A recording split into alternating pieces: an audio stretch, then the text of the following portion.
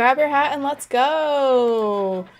Hello everyone, welcome back to Pawsitive Comedy. I'm so excited to have you. And I'm so excited to dive into LeetCode for 60 minutes, so let's go! Okay, so in LeetCode, I did something a little bit different this week. Since I started on a Wednesday instead of a Monday, I went ahead and just looked at the first 3 daily challenges and I picked my favorite one. I ended up picking problem 539, which is the minimum time difference problem. And it just looked really interesting to me, and it was honestly, I poked around a little bit in it in advance, and it was honestly really fun to play around with. So it'd be nice to just kind of see what else I can learn live, and not even just me learning, but everyone else in the chat too.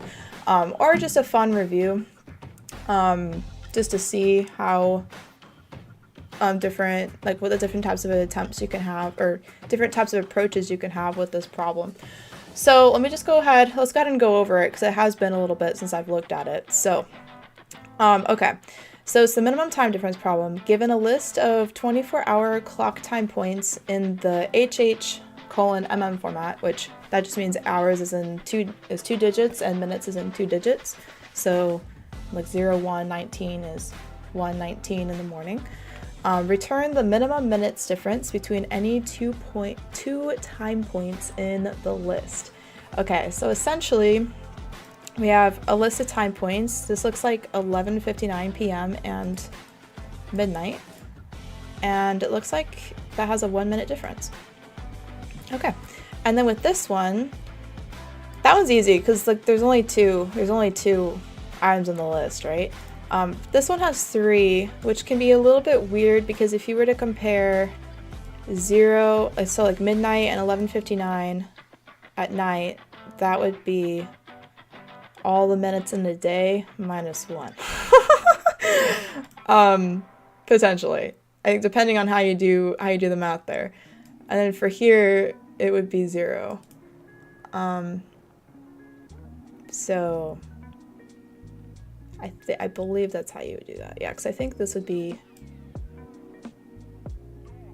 Yeah, in fact, actually, let me see how many minutes are in a day. Okay. Well, we know there's 24 hours in a day, and we know there's 60 minutes in an hour, so 60 times 24. 1,440 minutes. Crazy. Yeah, 1,444. Wait, sorry. 1,440. I got a little happy with the fours. 1,440. That's crazy. That's how many minutes there are in a day. So that would be like 1,439, I think. And then the 2 would be 0. Unless I'm writing this wrong, which is possible, but that's how I'm taking it right now. Okay, and the output is 0. Okay, cool. And then we have our time lengths, which this part is really interesting to me, because I would think that I feel like with just how time is, I don't know if you can go that high. Can you go 2 to the power of 4 in time? Not sure about that. But it's funny. Okay, so now we have time points as the format. Yeah, that's a good constraint. Okay. And I love one person has seen this in an interview. That's fun. Okay, so this was the default code that was provided. So of course you have the class solution, then you have the find min difference string. Okay, now I wanted to mention something. I did peer through the editorial just a little bit, which if anyone is not wanting spoilers, I actually recommend, before I continue, if you don't want spoilers, go ahead and pause this video, work on it on your own for about 30 minutes, and then play the video to see spoilers. If you don't mind about spoilers, then continue watching. I'm definitely going to give some spoilers, but I'm going to take a different approach to this. So something that I noticed was the approach one. So that one was the sort approach, which you just turn all of the time into the number of minutes. So you turn like 5 hours into 300 minutes.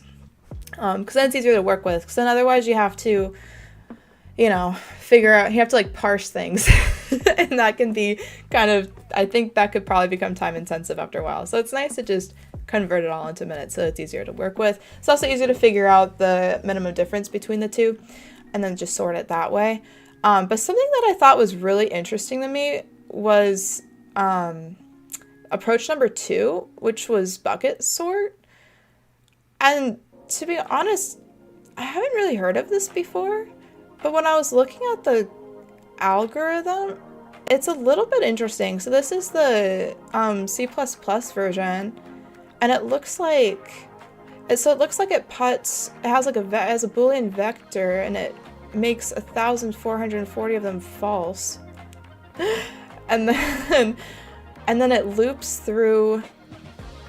What is it looping through? Oh yeah, I think it's looping through the time points, and then it's putting. Oh yeah, this is where it's converting everything to minutes. And then it's finding the differences between adjacent elements in a sorted array, which is interesting because it's just using a for loop to go through. But I would think that could be time intensive if you were working, because we're literally iterating through all of the possible minutes of the day. And I was looking through some of the comments too, and I was laughing too, because it seems like quite a bit of people are confused about that part, and I honestly kind of am too, but that's okay. So that's just an approach. So I ended up thinking, you know what? I don't want to do any of the approaches. I want to do something different. And so I actually ended up going to ChatGPT to see what I can brainstorm, which I feel like if I were to do this again, I feel like in the past I would want to like tell someone about this problem and then like bounce ideas off of each other and then see what ChatGPT comes up with to see if our ideas compare at all. But let me actually see if I can find it, because I had too much fun with ChatGPT on my own. So let's see if we can. I think. Oh yeah, I had it explain things, which will actually be good for later. Oh yeah. Okay. So I pretty much asked for a different approach because I wasn't sure. Like, I felt like there could be an approach that was better. I'm not sure if this is better. I actually haven't really I haven't tested it on all the test cases yet, so we'll see. And I'm still kind of playing around with it. So we'll see how much we can get done in these 60 minutes. But anyways, I think it was... I'm almost there. I forgot to scroll to this before I started the stream, so sorry, y'all. Okay. So I think it was... here it was. I think this is 5. Yeah, here it is. Okay, so I just told ChatGPT, give me a solution for LeetCode 539 that involves an algorithm that senior software engineers believe is important for employees to know. And I wanted to do this because I felt like, well, I wanted to see what ChatGPT would come up with just for fun. And then the other thing was like, I wanted to challenge it. So I wanted it to give me something, but then I also wanted to still make it better. So essentially what it did was it told me the same thing as the editorials. Convert times to minutes. You sort the times and find the difference. But this was interesting to me. Check the circular difference between the first and last times because time wraps around, which I think was a problem that we found in example 2. So that was something that I might have just missed it in the editorial, but I was glad that this was pointed out. Because I feel like being able to do the circular difference of a list could probably end up being important. I have had that. This isn't the first time I've had this type of problem thrown in my face, so could be good. We'll see. Okay, also, I'm sure there's other people in the chat that are very experienced as well. If you can think of like different types of algorithms that you can use for this problem, that would be helpful for people wanting to become avid software engineers. Feel free to share it in the chat for everyone as well. Okay, so anyways, it gave me all this code, which was crazy. So, but I'm gonna question every single part of it because that's what I do. So, okay, so this time, okay, so it just converts everything to minutes and the time in minutes function, which that part makes sense. But this part was interesting. So it made a vector of it. It made an integer vector. I don't think I'm saying that right. Anyways, it made a vector called it minutes. Okay, and then it converts all the times to minutes to store them in the minutes vector. Okay. I'm not sure how I feel about that yet. Okay, then it just sorts the time points, calculates the minimum difference. Okay, find the circular case. This honestly looked very similar to, I think it was solution 1 or 2. So then it explains how it works, all of that. I think this is similar to solution 1, I believe. But you see on this for loop though, well, I guess minutes.size is well, I don't like minutes.size because I feel like, oh, actually, I guess it's alright. Since this loops through time points, it's a limited size, so we're not looping through all the different minutes in the, not looping through like 1,440 times, I don't think. So hopefully not. So I think that makes sense. Okay. Interesting. Okay, cool. And then it looks like it just uses the minimum function, which is good. Honestly, if you can find a function that's already used in the C library, why not?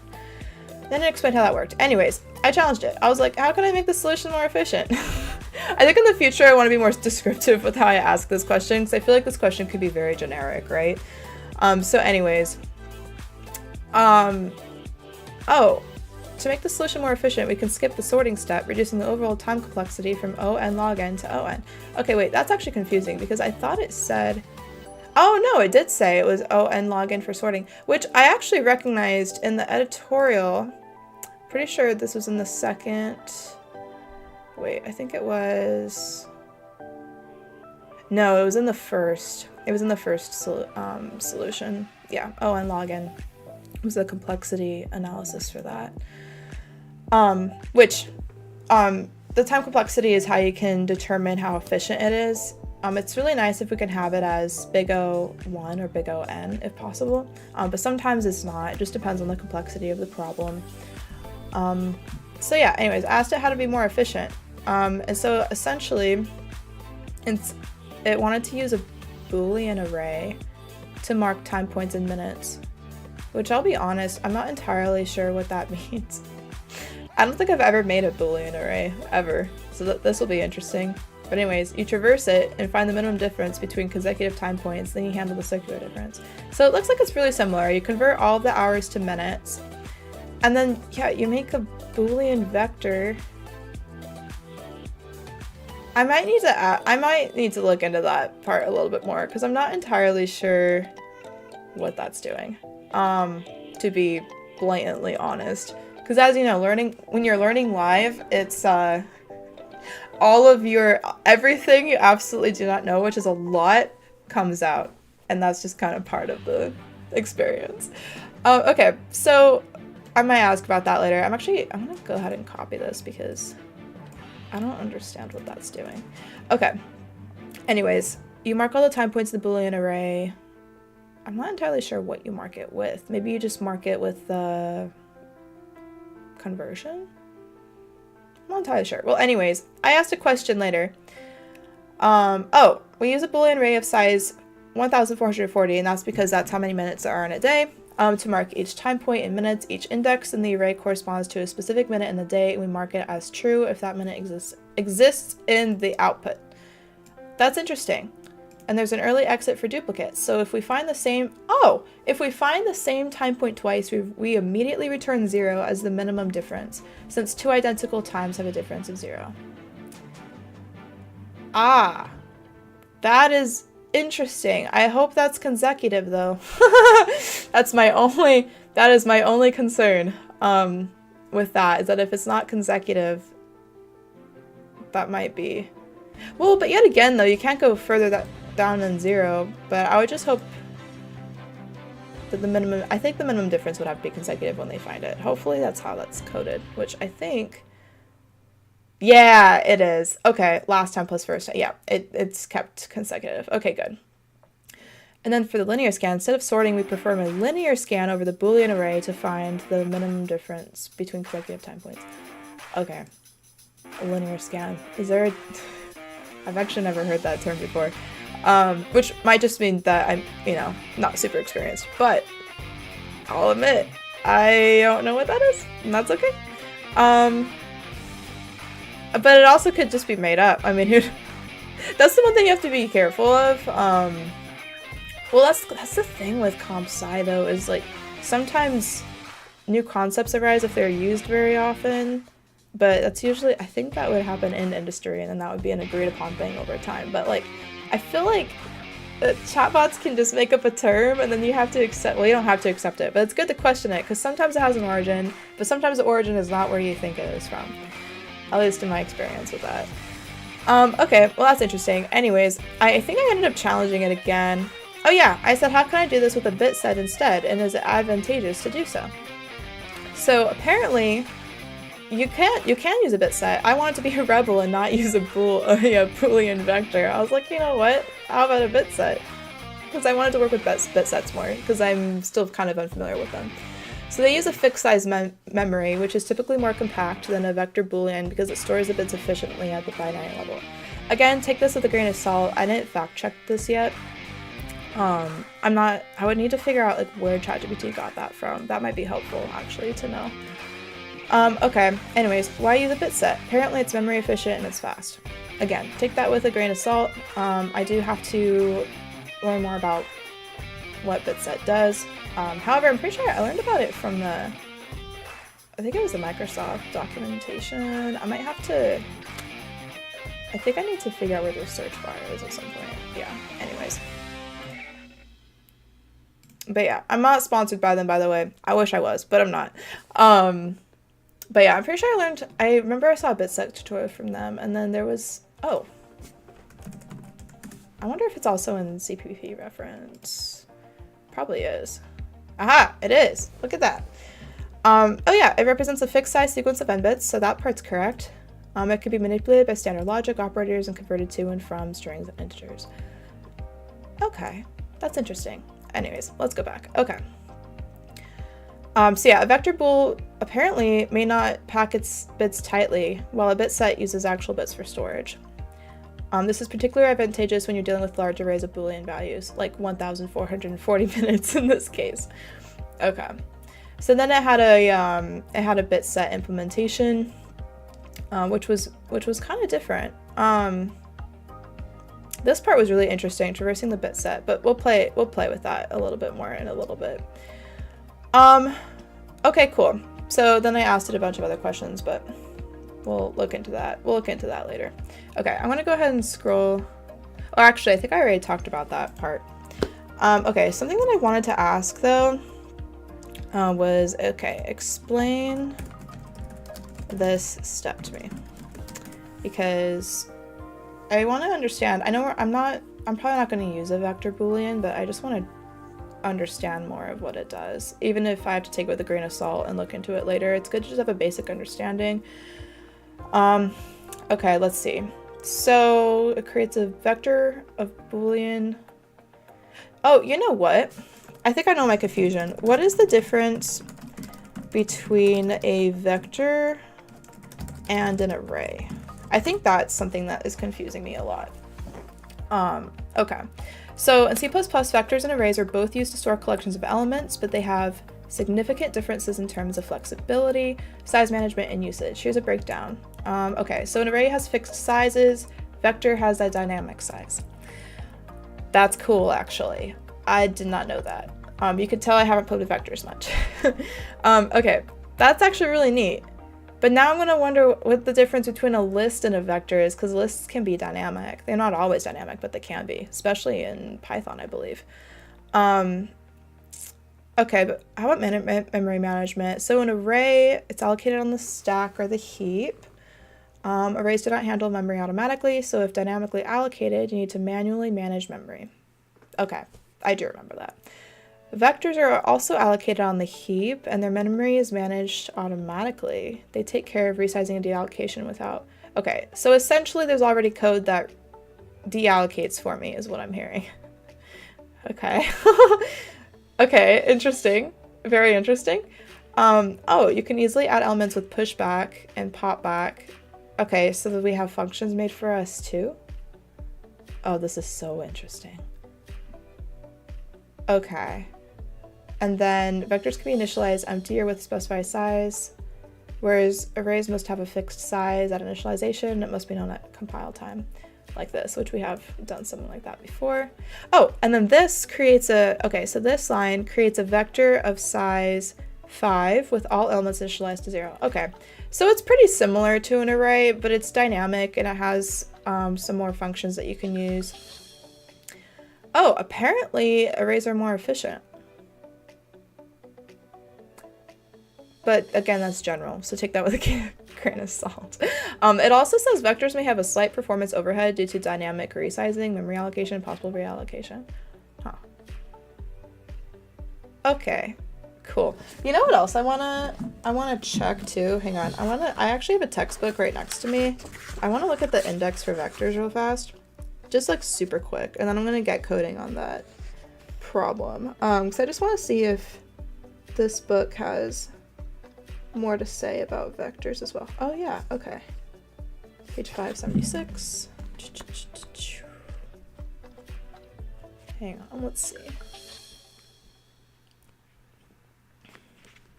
See what it says. Ah! Okay.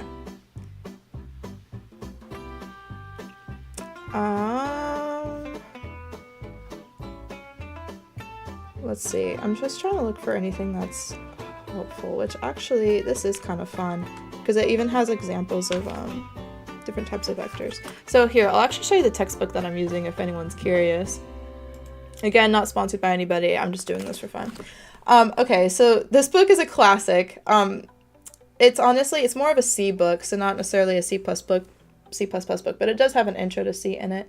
But it's How to Program, and it's the 8th edition, and it's the Deedle series. So if you're familiar with, actually, is it Deedle or Deedle? Oh no. Oh no, I don't remember how to pronunciate that. Oh shoot.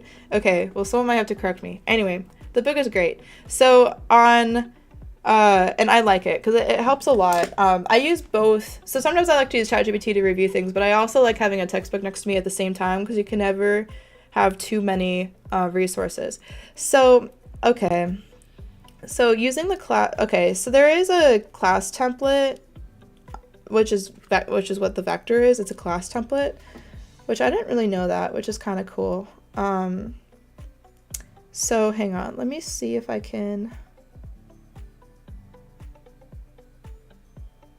Oh, I don't know if I'm gonna find it on time. Hang on, I'm so close. I'm so close. Let's see. Okay, because this part like explains how vector code works, but it's not really explaining like, well, okay, I think that's just because I'm reading way too fast. Oh, here we go. Okay, this looks right. So yeah, when you make a vector, it's kind of like a list, but it's like an objects list. So note that vectors can be defined to store. So this is what the book says. Note that vectors can be defined to store any data type by replacing int and vector bracket int with an appropriate data type. This notation, which specifies the type stored in the vector, is similar to the template notation that section 15.13 introduced with function templates. Okay, cool. And then it has a lot of different information of different types of operators that you can use to access and modify the elements, how to assign and compare vectors, how to initialize them. This is actually really helpful. Wow, there's even an out of range exception you can take advantage of. It looks like it. Yeah, okay, that's really neat. So it looks like ChatGPT like mentioned it, which is pretty good. Not bad. Okay. All right, I think I understand vectors a lot more. I'm gonna keep this part open though in the book, just in case I wanna go back. I'm literally using sunglasses as a bookmark. Don't judge. Okay.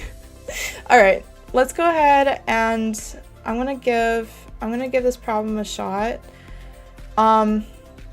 Okay, I'll go ahead and use the bit set approach. We're gonna see how this goes. But to do that, I'm gonna need the bit set include, and then I'll also need the vector one since I will be using vectors. So let's include a vector. Okay, and then let's go ahead and include. I'm going to be working with strings, so I'm going to want the string one, and I might want IOStream. I don't remember if like the solution already includes that stuff for me, but I'm just being safe. Okay, and then I think that's all I'm going to need. Okay, so Let me see. Well, I need to initialize some bit sets. So I guess I'll make a bit set of 1440. I might play with that, to be honest, but we'll see. But it'll be good to start with.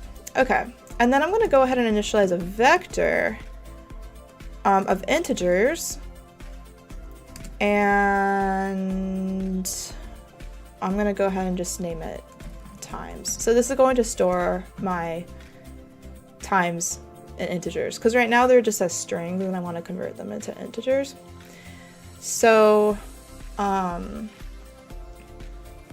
think I actually probably should do that. Let me go ahead and make a let's go ahead and make another function that actually converts my time from a string to a number. So okay, I'm just gonna go ahead and name this convert to minutes. And then I think I'm going to need, well, I'm going to need to pass in a string. So I'll just do, man, it's been a while since I've done strings in C++ actually. Okay, that's a way to initialize it. Okay, cool. So yeah, that's just the string parameter. So I'm just passing a string into the function to do stuff with it. Okay, also I'll actually make this code bigger so that we can focus more on it. Okay, it's easier to see. Okay, cool. And actually let me zoom in just a tad. Okay, cool. I'll zoom out just one more. Okay. All right, so I need to go ahead and convert my hours into a number. So I'll store it as an integer.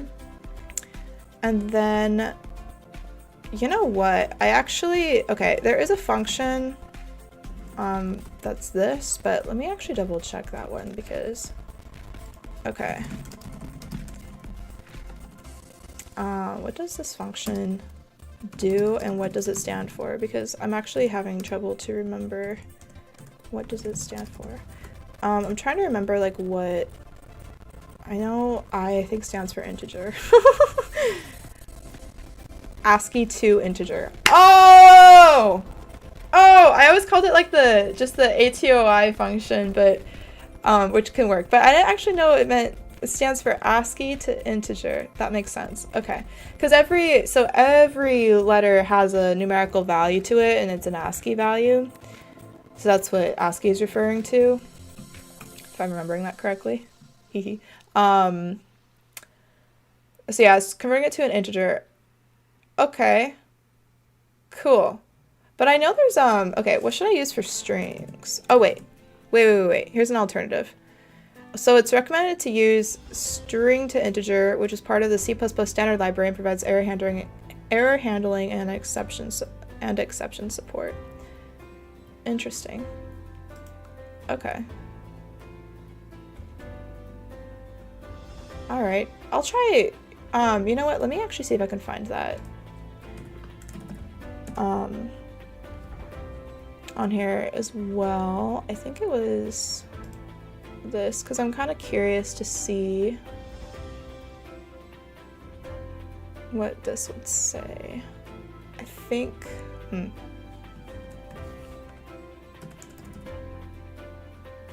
okay, well, it's right here, but it doesn't really... Interesting. I don't know if it's saying anything about efficiency or anything on this, though. Well, that's something I would want to test. I mean, ChatGPT says it's efficient, but that doesn't mean it's necessarily true.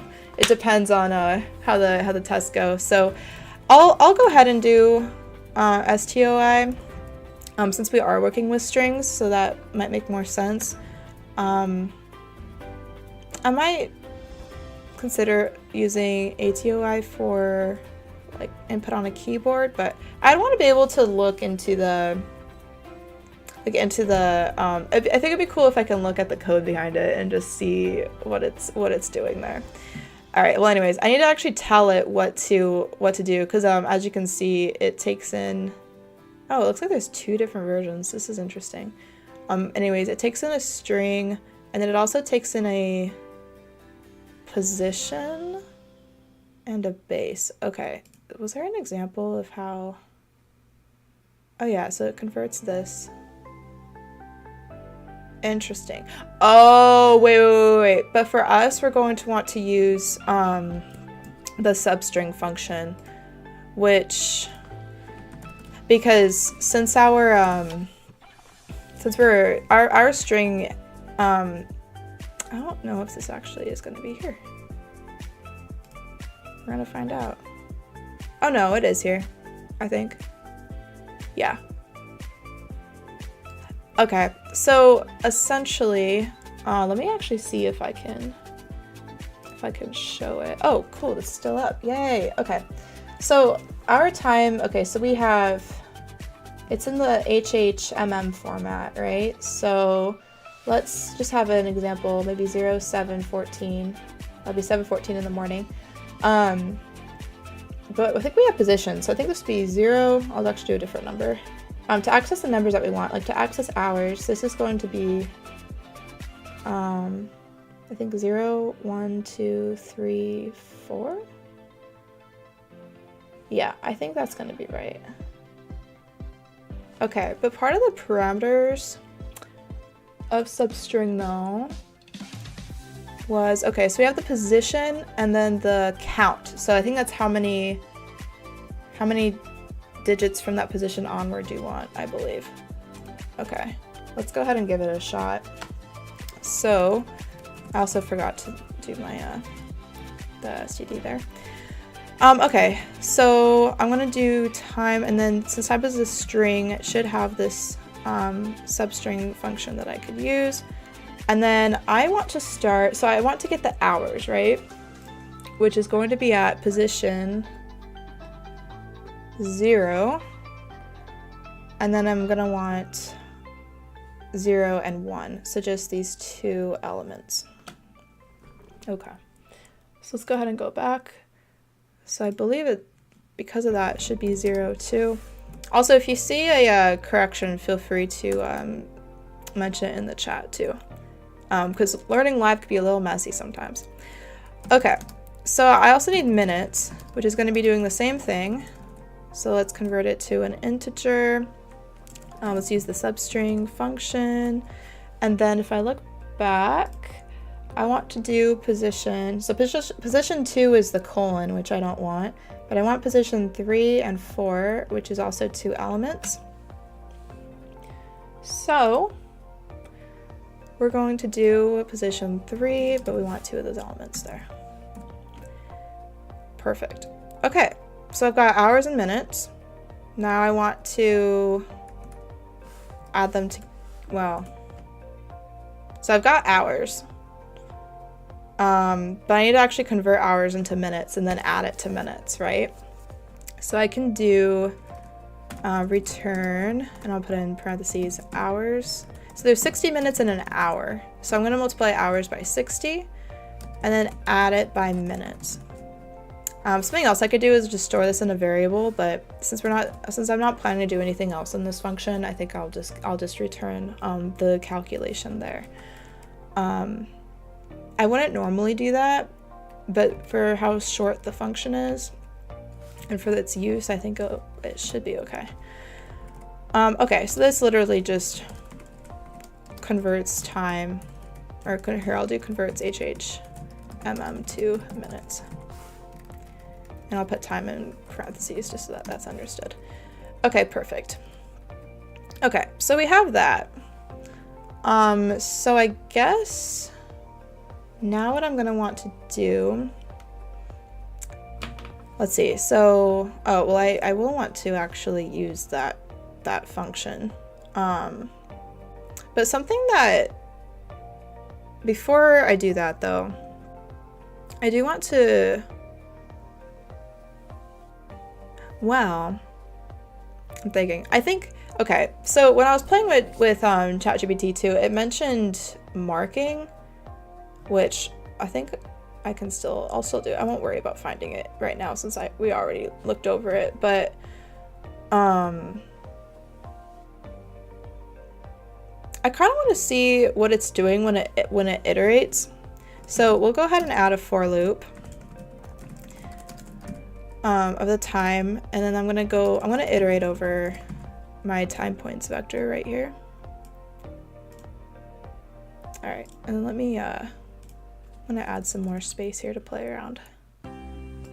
Okay, perfect. All right, so let's see. I'm gonna go ahead and obviously add brackets. Okay, and then let's go ahead and print out time because I want to see exactly what it's doing here. Okay. And actually, yeah, I'm just gonna do that. Okay, so let's go ahead and I'm gonna minimize that. I'm gonna go ahead and run it, just see what happens. Of course, there's gonna be, oh, oops, there was a compiler error. What did I do? Oh, I need to actually, okay, because this function has an int, it needs to return a value or else it's gonna have problems. So I'll just return 0, just so that I can see what's being printed. Okay. Okay, of course it's gonna be wrong. Oh, that's funny. I actually got something right. That's hilarious. Okay, cool. So, okay, standard out. That's what I was looking for. Oh, so it looks like it's literally printing each time element. So I think this is for, yeah, this is for test case 1. So I got this array and then, or no, it's a vector, my bad. So we got this string of vector and we're printing out each element in it. Okay, so that's what that for loop's doing. Okay, that's actually helpful because then we can convert to time, right? So I'll go ahead and convert to minutes. So this should just be, here, I'll store it in a variable called minutes, and then I'll use my, what did I call this? Oh, convert to minutes. Convert. Did I do a double T? I did do double T. Wow. You know, I'll admit, when I make function names, I usually try not to have 2 letters that are the exact same, lowercase and uppercase together, but it is what it is. At least, I don't know. That might just be I think that's just a pet peeve of mine, which is hilarious. Wait, a pet peeve for a cat-related channel. That's actually hilarious. And actually, I do like dogs too. I just realized, I think I had a dream about a dog last night, and it was a friendly dog, and I was surprised. I just remembered that just randomly. That's actually really hilarious. Wow. Yeah, I had a man's best friend, or I guess a woman's best friend. Yeah. Sorry, I just, like, that was a random, I didn't even realize that I dreamed about that. Okay, moving on. I think, oh yeah, it was the time variable, because that's the variable that we printed out, which has each time element that we are doing. Okay, so after I convert it to time, oh yeah, I need to see if the time appears more than once, because actually, do I have to do that? I want to see what happens if I don't do that. I'm gonna skip that part for now, but because I just remember that was something that was mentioned, but I don't know if I believe it yet, so we'll see. Okay. Anyways, actually,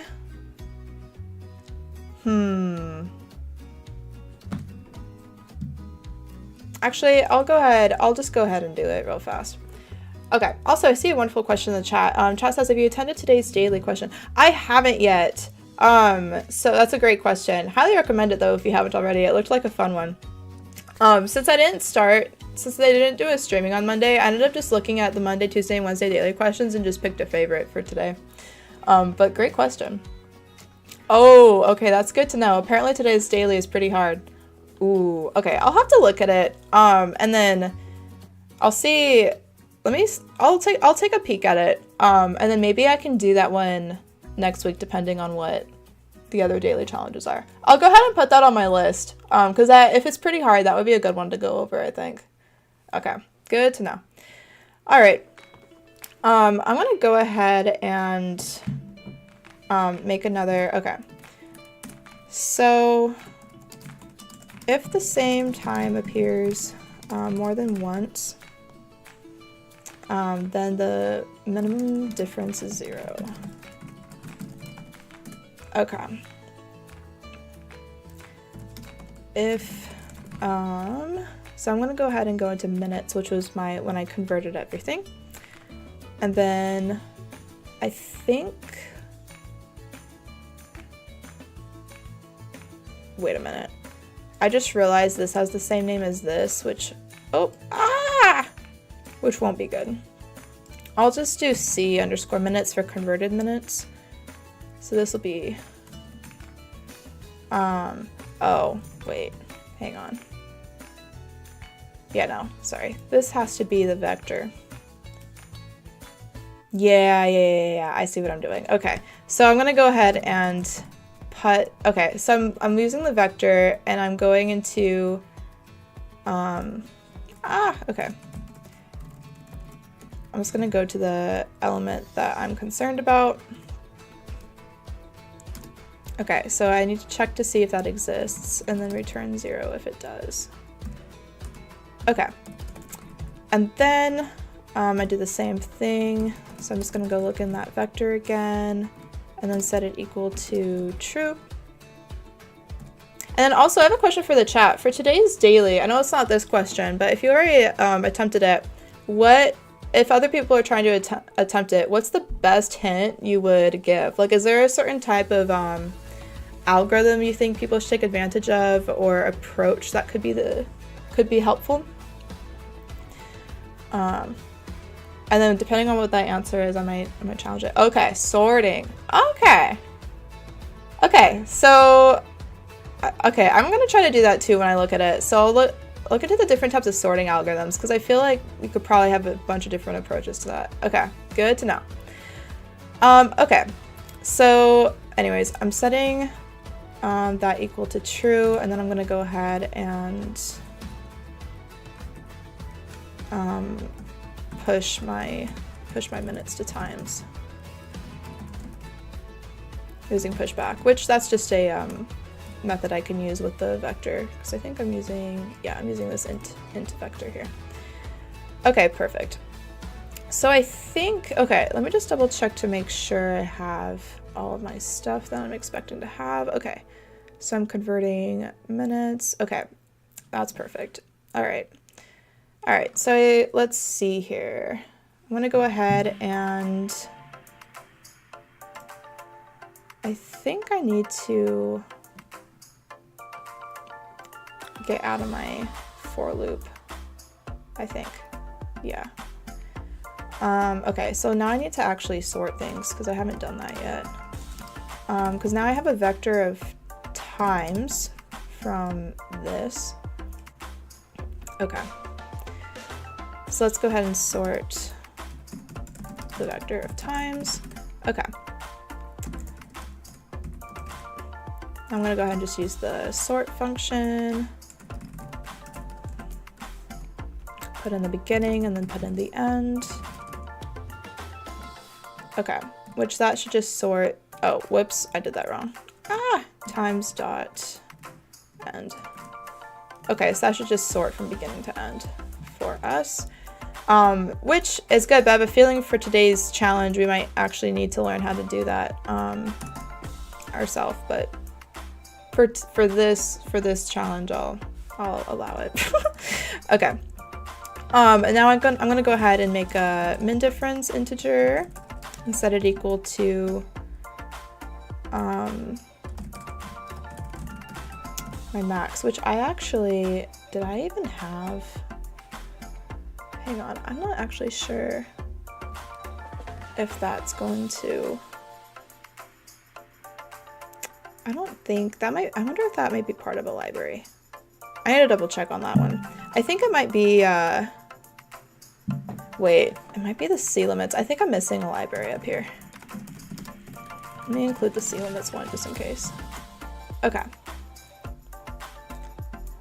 Okay, perfect. Okay, sweet.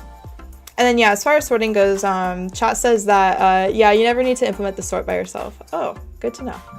I will say there have been some programming assignments I had to work on once where, I think it was in my first or second class. I had to write a sorting function just from seeing we weren't allowed to use anything from the library, which was really funny because they wanted us to understand how it worked, but it did take a lot of time.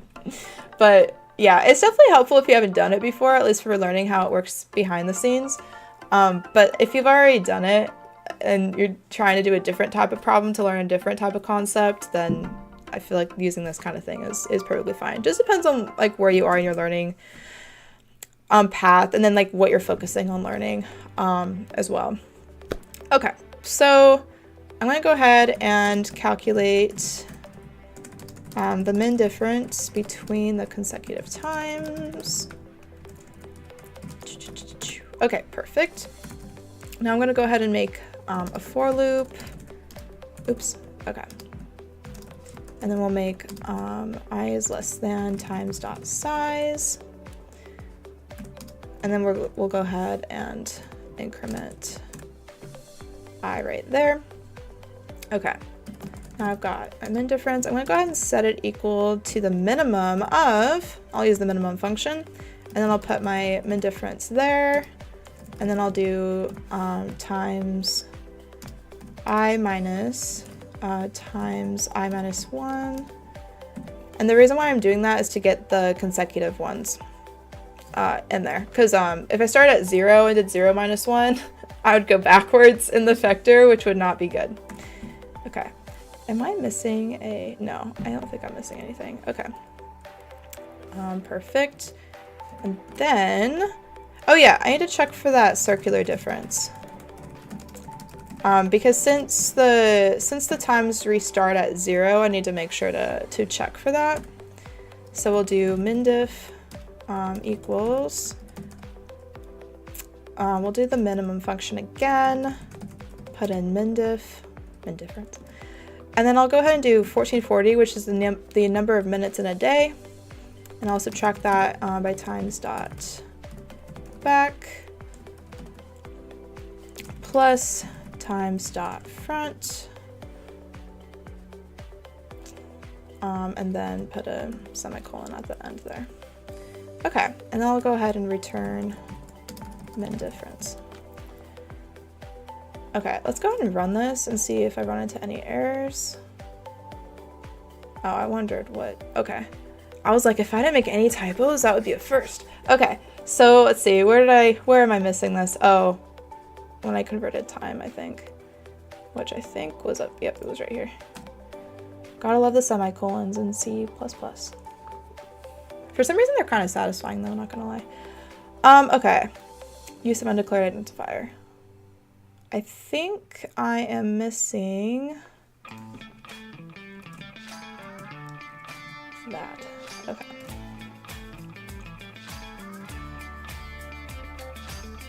Okay.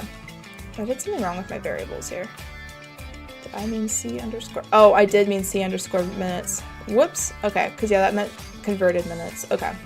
Because yeah, I was trying to differentiate it between the minutes vector. Okay, it looks like this works for that. Okay, perfect. Now something that I like to add on all of mine, just for fun. Okay, so this, let's see, was developed during the, yeah, sure, the Pawsitive comedy stream on September 18th, 2024. With aid by, oh man, there was actually a lot of aid today. ChatGPT, but also C++, I think it's just CPP reference. And then also, oh, how to program, not how to perform. How to program 8th edition textbook by Paul, it's either Deal or Diddle, and I'm really sad I don't remember how to pronounce that name. That's so sad. Anyways, I'm going to reference the vector chapter here and Twitch chat. Okay, woo, that was crazy. All right, let's go ahead and submit it and see if it passes all the test cases. Hey, okay, cool. So that's actually not bad. So, hey, it beats 58%. Okay, all right, fine. There's definitely improvements that could still be made then. But that's pretty awesome. Yay! Woo! Okay, that's pretty fun. And then let's see, is there a memory? Oh yeah, there's memory one. Okay. You know, the memory, it uses quite a bit of memory. Honestly, I was kind of expecting that though, given the size of our minutes vector, which is kind of insane. And then the for loop, of course, too, that we end up using. The multiple for loops. So that honestly makes sense. Okay, cool. That's not too bad. All right. I feel like it would be kind of fun to play with different solutions, but I'll think about that. All right, well for now, since you know what, I do have like 6 minutes left, so I might as well take a peek at today's challenge, maybe get some thoughts rolling. So I'll go ahead and, I think I'll just go to the home screen. Let's take a look at that daily challenge since it was requested. I definitely won't be able to finish it in 6 minutes, but we can at least look at it. Okay. All right, so today's daily, the daily challenge for today, Wednesday, was the largest number 179. Okay, so given a list of non-negative integers, arrange them such that they form the largest number and return it. Since the result may be very large, you need to return a string instead of an integer. Oh my gosh, this is almost like the opposite of the one that we just did, at least for converting number to or integer to a string. Okay. Also, chat says daily is counterintuitive, which I feel like can be taken in a couple different ways. That's awesome, because I just realized that could also be a pun if we end up using counters. I'm so sorry. No, I can see that, because it looks like it's easy, but maybe it's not. Okay, so we have a vector of nums. I love calling those nums. Also, whoo, look at those emojis flying through the screen. Thank you so much for the follow there. Okay, so this is going to be interesting, and I haven't looked at this at all yet, so we're going to see how far I can get in 4 minutes. Let's go. But yeah, it looks like it's easy, but apparently it's not. So I guess we'll go ahead and find out what this is. Well, let's go ahead and do a for loop real fast. I'll start at 0 this time. And then I'll do, let's see, I want to see if nums has a size property to it. And then we'll increment I. Okay. All right, chat says the solution is short, but I wouldn't say it's easy. Ooh, okay. I have been warned. Okay, so let's see, I have this for loop, and then I'm trying to just convert the numbers to a string. Okay. So I guess I'll have a string, and I'll call it C string for converted string. And then I'll do maybe, which I actually might need the string library for this. Hang on. Okay, include string.h, and then I'll include iostream too, just in case if I want to print anything. And then also, chat has a really good question. I am a beginner, give me some tips. Ooh, okay, hey, if anyone in the chat has some tips too, also feel free to share. I would say my biggest tips would be if you ever feel stuck and you're trying to figure out like why a variable has a certain value in it, don't be afraid to just print it to the string. Print it to the stream. Which that is, if you don't know how to use a debugger yet, I think that's something that I would recommend. Otherwise, definitely get practice using a debugger. I like using VS Code for that, but you can also use Visual Studio Community. That one's not bad either. And then also chat says practice and do the contests, which, you know, I actually haven't done a contest yet, which is something on my bucket list that I do want to do at some point. I just haven't gotten around to it, but I think it'd be something that could be fun.